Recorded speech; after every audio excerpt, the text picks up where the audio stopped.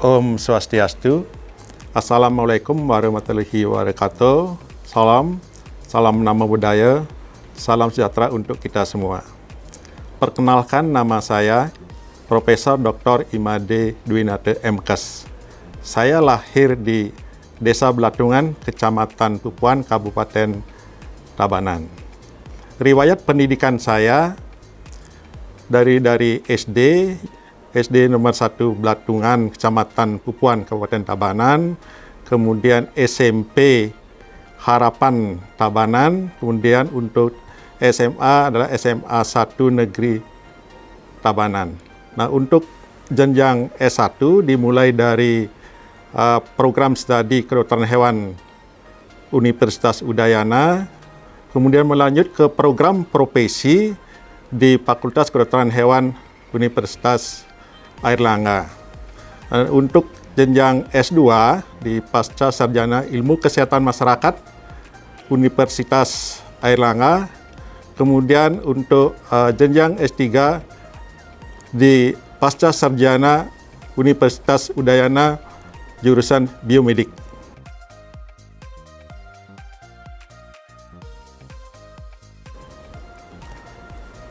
Kemudian orasi ilmiah yang akan saya paparkan nanti, karena saya diangkat sebagai guru besar dalam bidang parasitologi veteriner, ya.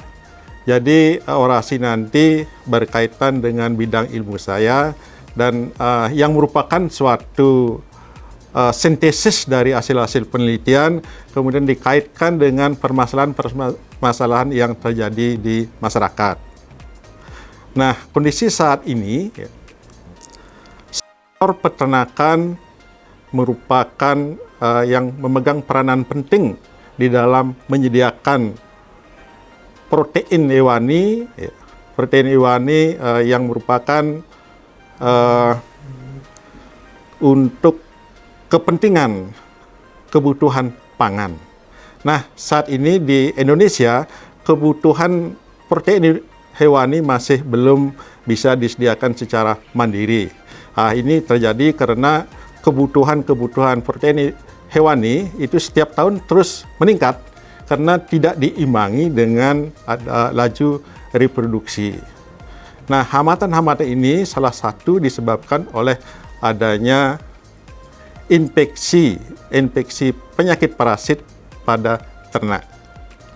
Infeksi penyakit parasit pada ternak ini jangkauannya adalah sangat luas. Ini akan menyebabkan ternak itu akan menjadi kondisinya akan menurun, produktivitasnya akan menurun, kemudian juga akan menyebabkan kekurusan sehingga nanti akan menyebabkan daya tahan dari tubuh ternak itu akan menjadi menurun. Sehingga ini secara tidak langsung akan berpengaruh terhadap ketahanan pangan. Nah, juga kita kaitkan dengan adanya suatu perubahan iklim secara global. Nah, perubahan iklim secara global itu akan berpengaruh terhadap perubahan suhu, kelembaban, dan curah hujan.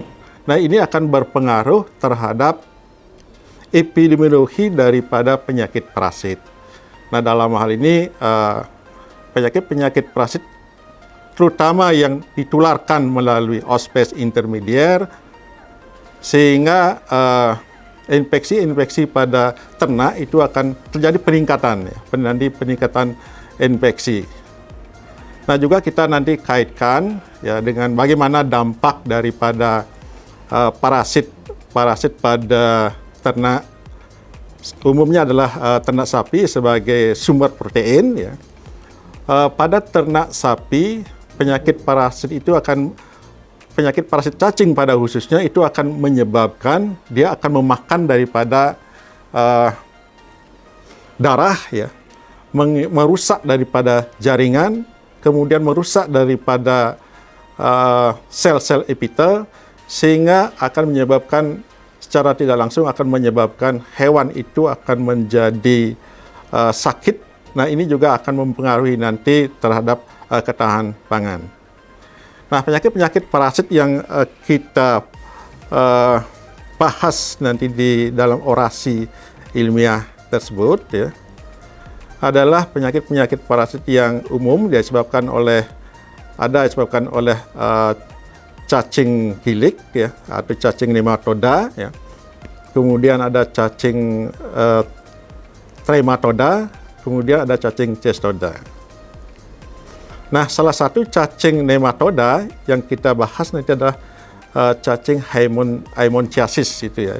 Jadi ini merupakan suatu cacing yang sangat patogen pada ternak ruminansia, terutama pada domba dan kambing. Karena ini penyakit Haemonchiasis ya, disebabkan oleh Haemonchus contortus adalah cacing yang mengisap darah, sehingga akan menyebabkan hewan itu akan menjadi anemi ya, jadi hipoproteinemia. Kemudian tentu akan menyebabkan kerugian ekonomi yang sangat besar pada ternak-ternak, terutama ternak ruminansia kecil, domba dan kambing. Nah, yang kedua adalah penyakit trematoda, itu fascioliasis. Ini juga menimbulkan kerugian ekonomi yang cukup besar ya. Jadi karena cacing fasciola ini adalah menyerang bagian hatinya, merusak daripada ternak sapi, sehingga akan menyebabkan timbulnya sampai sirosis hepatis. Nah, tentu secara ekonomi akan menimbulkan kerugian yang cukup besar, terutama akan menyebabkan hewan itu akan menjadi produktivitasnya menurun, kekurusan, sehingga nilai-nilai seperti harga jual daripada hati itu akan jelas akan mempengaruhi secara ekonomi juga. Nah, yang ketiga dari penyakit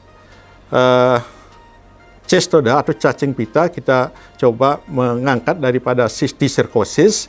Ini adalah suatu penyakit pada ternak sapi yang bersifat zoonosis ya, Jadi merupakan masalah kesehatan baik pada sapi maupun pada manusia. Nah, ini pada sapi-sapi yang terinfeksi nanti akan pada bagian tubuhnya itu akan terbentuk suatu kista ya. Kista itu bisa menyebar pada seluruh tubuh.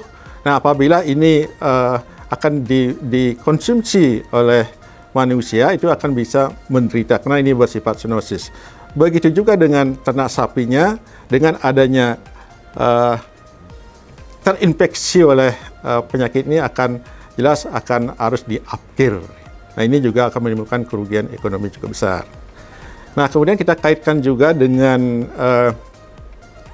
adanya infeksi pada parasit pada ternak, tentu akan diperlukan suatu pengobatan. Jadi pengobatan dari antihelmintik yang terus-menerus ya, dengan golongan yang sama itu akan menimbulkan suatu resistensi. Nah, ini juga kita nanti bahas ya, masalah resistensi antihelmintik yang tentu saja ini sangat berpengaruh terhadap populasi daripada ternak nanti sebagai sumber protein. Nah, dalam hal ini resistensi antihelmintik yang sudah berkembang saat ini ya, adalah obat-obat seperti albendazole, lepamisol, dan juga ivermectin. Itu sudah menyebabkan dengan adanya resistensi, sehingga pengobatan pada ternak yang terinfeksi oleh parasit tidak bisa dituntaskan atau tidak bisa menjadi sembuh dari ternak tersebut. Nah, kemudian kita juga akan mengkaitkan bagaimana solusi ke depannya untuk penanggulangan daripada parasit ini adalah suatu program vaksinasi. Jadi bagaimana nantinya penelitian ke depan adalah bagaimana membuat hewan-hewan itu kebal terhadap adanya penyakit parasit cacing pada ususnya. Jadi telah dikembangkan suatu vaksinasi. Nah, dalam hal ini kita bahas juga vaksin-vaksin yang untuk penyakit-penyakit nematoda ya sudah banyak yang diteliti, seperti daripada dengan menggunakan larva yang diiradiasi ya, yang dilemahkan, itu sudah bisa menimbulkan protektif yang cukup baik. Dan juga sudah diteliti untuk cacing Fasciola, jadi menggunakan antigen ekskretori dan sekretori dari Captacin larva 1, Captacin B, Captacin larva 5 itu juga mempunyai prototip yang sangat baik. Nah, kemudian untuk cacing Cestoda, ya jadi untuk cysticercosis ini sudah juga banyak penelitian-penelitian yang mengarah ke pembuatan vaksin seperti vaksin dari TSA 18, TSA 9, ya kemudian TSO 18 itu untuk cacing-cacing yang disebabkan oleh Taenia saginana maupun Taenia solium. Nah, pada penelitian saya ya setelah kita mencoba juga membuat suatu kandidat vaksin yang berasal dari cairan kiste Taenia saginata, itu kita infeksikan pada hewan coba, yaitu pada mencit. Sehingga dari hasil tersebut kita dapatkan protein yang imunogenik, yaitu dengan berat molekul 18 kilodalton, 31 kilodalton, 75 kilodalton, kemudian 78 kilodalton dan 81 kilodalton. Nah, ini semuanya mempunyai respon yang sangat baik, baik respon imun humoral maupun respon seluler. Dan yang berat molekul yang 78 itu merupakan yang terbaik yang nanti bisa dikembangkan menjadi suatu kandidat vaksin.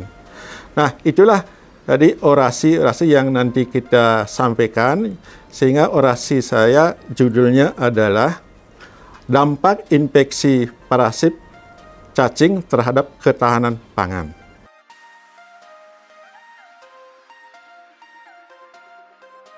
Manfaat daripada penelitian bagi masyarakat, ya tentu saja penelitian, kalau kita definisikan penelitian itu merupakan suatu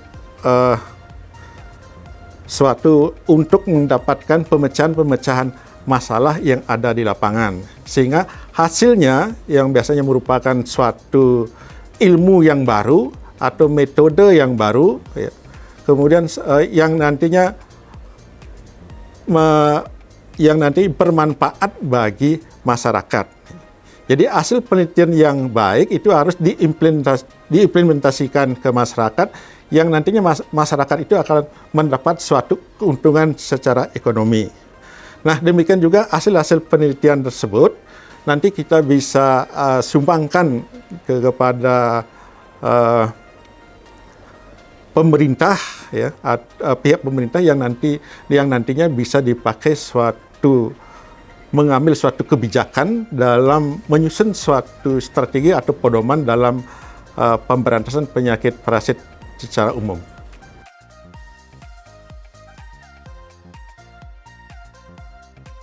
Setelah saya dikukuhkan sebagai guru besar, ya, jadi komitmen kita, ya, tetap kita akan melakukan suatu riset-riset sebagai tugas, ya. Tugas dari guru besar itu kan sebagai pelopor inovasi, gitu. Inovasi dalam bidang pendidikan, ya, kemudian dalam bidang penelitian dan dalam bidang pengabdian. Jadi intinya dalam bidang tridharma perguruan tinggi. Nah, jika kita sebagai guru besar harus juga terus mengembangkan, ya, mengembangkan ilmu pengetahuan, ya. Jadi kita akan terus melakukan suatu riset-riset, ya, riset-riset yang nantinya riset-riset itu harus dipublish dalam jurnal-jurnal ilmiah yang bereputasi, ya. Juga kita nanti akan menyusun suatu buku ajar yang nanti kita bisa gunakan dalam proses pendidikan. Dan juga kita harus bekerja sama dengan berbagai pihak, ya, baik pihak swasta maupun pihak pemerintah dalam rangka melakukan suatu penelitian, ya, pendidikan maupun pengabdian masyarakat.